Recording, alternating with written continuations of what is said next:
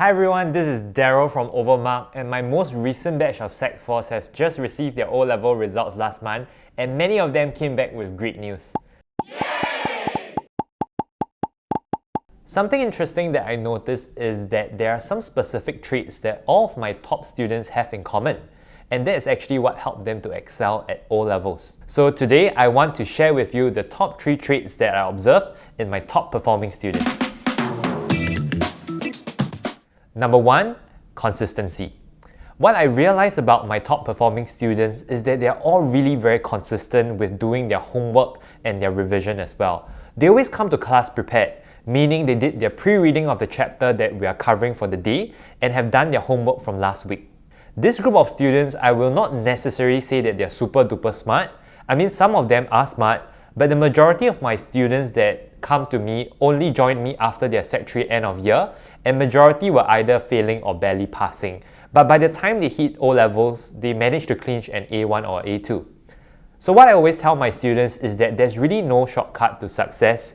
You really need to put in the work and do your revision and practices. The secret here is that the top students probably realized that early on, and instead of waiting till the last minute to do a sprint, they view the entire O-levels as an entire marathon race and maintain a consistent pace throughout. By the time it comes prelims or O-levels, no matter how hard you try to sprint to catch up to them, they're already way ahead and there's really no way you can catch up. So to give you a sense of calibration, between the weekly worksheets, revision packages, mock exams, prelim papers, most of my students will have clocked at least 35 prelim papers by the time they take their prelim.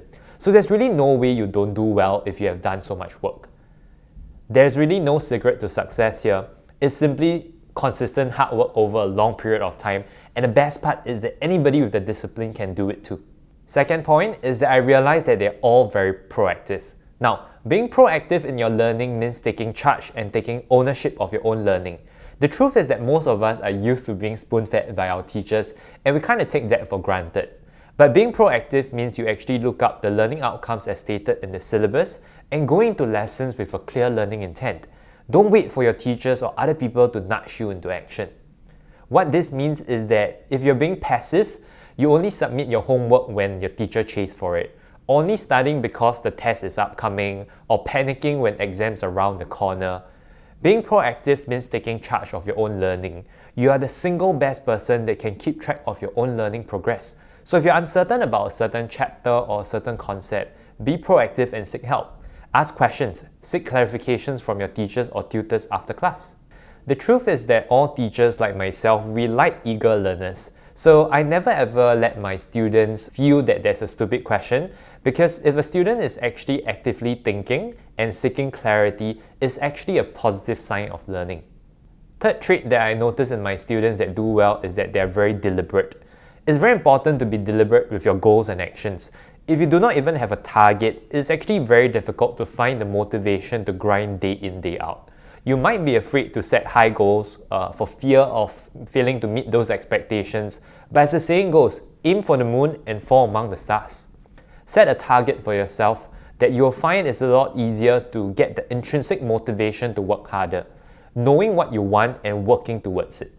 After setting your target, it is time to work deliberately using your actions. This means coming to classes prepared, asking questions where you're unclear, review your learnings after class to retain your knowledge, plan for your tests and exams ahead of time, and doing your topical TOS the moment the chapters are being covered. Being deliberate also means allocating time for work and time to rest. You must know what you're doing and, more importantly, why you're doing it. It's always the person with the clearest idea of what they want to achieve that ends up achieving it. Being deliberate with your goals and actions is really the key to success here. And with that, I hope that you now have a better insight into the top traits that the top performing students possess.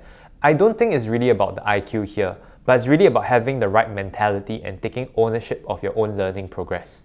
I hope you learned something new today, and if you enjoyed today's video, please leave us a like and subscribe to our YouTube channel, and I'll see you in the next video.